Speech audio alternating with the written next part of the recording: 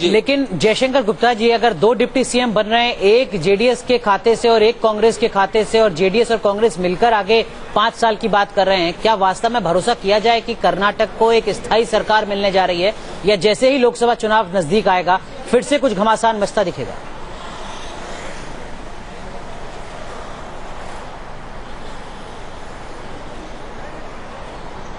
तो आप कुछ भी यकीन के साथ नहीं कर सकते हैं, लेकिन अभी हमको लग रहा है कि एचडी कुमारस्वामी अगर मुख्यमंत्री बनते हैं तो जाहिर सी बात है कि उप मुख्यमंत्री का पद और जो और महत्वपूर्ण पद हैं वो कांग्रेस की लोगों को मिलेंगे। अब 2 उप मुख्यमंत्री बनेंगे कि नहीं बनेंगे हमको नहीं लगता कि अभी ऐसा कुछ तय हुआ होगा, लेकिन देखिए दोनों को लग रहा है कि हमको अगर भविष्य की राजनीति करनी है तो एकजुट होकर के ही बात बन सकती है। भाजपा को आप एक साथ मिलकर के ही चुनौती दे सकते हैं, यह बात तो साबित हो चुकी है, क्योंकि अकेले दम पे न तो कांग्रेस में ऐसी ताकत है और न जेडीएस में, दोनों ने देख लिया आपने अपनी ताकत को, इसलिए उनके सामने ये समस्या रहेगी, लगातार रहेगी। और दूसरा यह है कि देखिए भारतीय जनता पार्टी के सामने विकल्प बहुत सीमित हैं, वो अपने दरवाजे हो सकता है खोल दिए हों, सब तरह से खोल दिए हों, लेकिन उनके पास विकल्प सीमित हैं।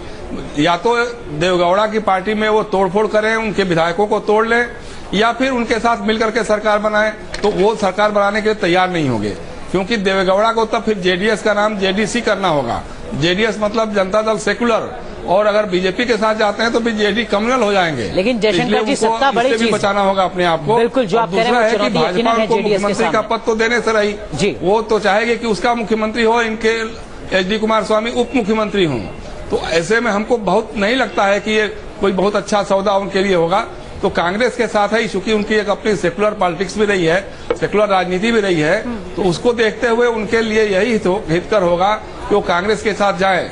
और कांग्रेस के लिए भी ये बहुत बड़ा सबक है कि वो जैसे कर्नाटका में जेडीएस के साथ है, उसी तरह से आपको बंगाल, उड़ीसा, आंध्र प्रदेश, तेलंगाना, उत्तर प्रदेश, बिहार में तो पहले से उन्होंने तय कर दिया कि सारे राज्यों में गैर भाजपाई दलों को एकजुट करने की वो कोशिश करे, उनको लामबंद करने की कोशिश करेगी। जी ठीक है, नहीं कर सकेगी और मामला राजनीतिक उठापटक के बीच कहीं संवैधानिक पेचों में भी कहीं फंसता हुआ नजर आएगा क्या?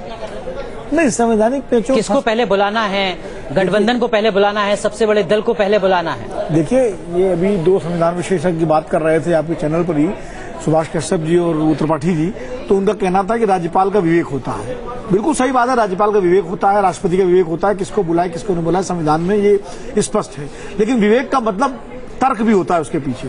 ये नहीं है कि आपने किसी इंडिपेंडेंट को बुला के दिया तुम सरकार बना लो, ऐसा नहीं होता है। तर्क ये होता है कि कौन सदन में बहुमत साबित करने की गारंटी दे सकता है राज्यपाल को। जेडीएस ने तो स्थिति स्पष्ट की है। विनोद जी माफ कीजिएगा, आपको रोक रहा हूं। हमारे सहयोगी कांग्रेस मुख्यालय पर मोहित राज दुबे हैं और उनके साथ कांग्रेस पार्टी के प्रवक्ता जयवीर शेरगिल हैं। मोहित, जरा पूछिएगा जयवीर शेरगिल से, जेडीएस के प्रवक्ता ने न्यूज नेशन पर यह ऐलान किया है कि एचडी कुमारस्वामी कांग्रेस के गठबंधन के साथ कर्नाटक के अगले मुख्यमंत्री होंगे, 2 डिप्टी सीएम होंगे।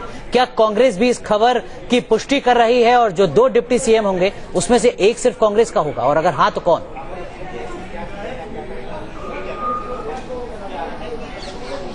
तो बिल्कुल जयवीर से मैं सवाल पूछूंगा, और जिस तरीके से कांग्रेस ने नई रणनीति के मुताबिक काम किया, जयवीर पहला सवाल मेरा आपसे यही है कि जेडीएस के एक प्रवक्ता ने कहा है कि सीएम उनका होगा, 2 डिप्टी सीएम होगा, जिसमें से एक डिप्टी सीएम उनका होगा और एक आपका होगा। क्या यही रणनीति आगे बढ़ेगी?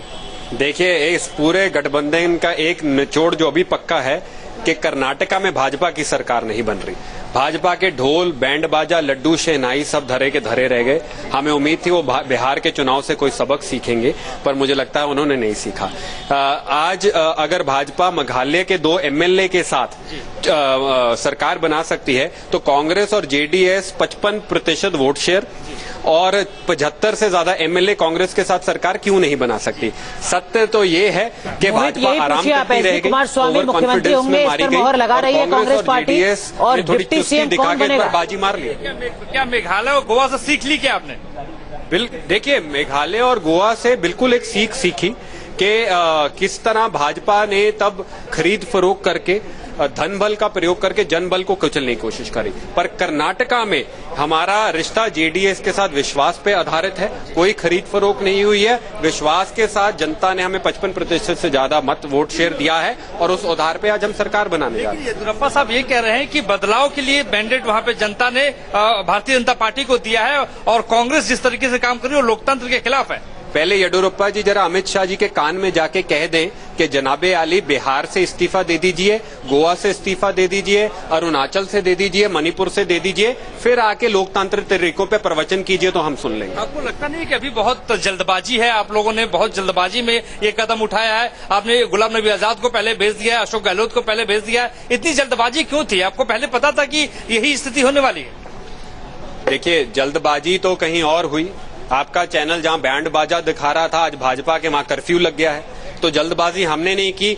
हम तो सुबह भी 9 बजे यहीं खड़े थे अपने साथियों के साथ, अब 4:30 भी यहाँ खड़े हैं। बात जल्दबाजी मोहित, जो सीधा सवाल है वो एक बार अगर आप संक्षेप में पूछ सकें। एचडी कुमारस्वामी मुख्यमंत्री होंगे, जेडीएस ने ऐलान कर दिया है, डिप्टी सीएम कांग्रेस का कौन होगा? भाजपा के खिलाफ। सीधा सवाल मोहित, बहुत संक्षेप में, और होगा भी या नहीं होगा?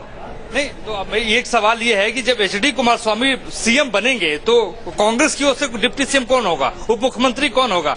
आपके पास नेताओं की फहरिस्त है कर्नाटक के भीतर? देखिए, ये खबर, ये उत्तर मुझे लगता है 6 बजे के बाद आप मुझसे लीजिए। ये चुनाव एक दिलचस्प रहा है, एक क्रिकेट मैच की तरह रहा है कि आखिरी ओवर में जीतने वाली टीम एक्चुअली हार रही है।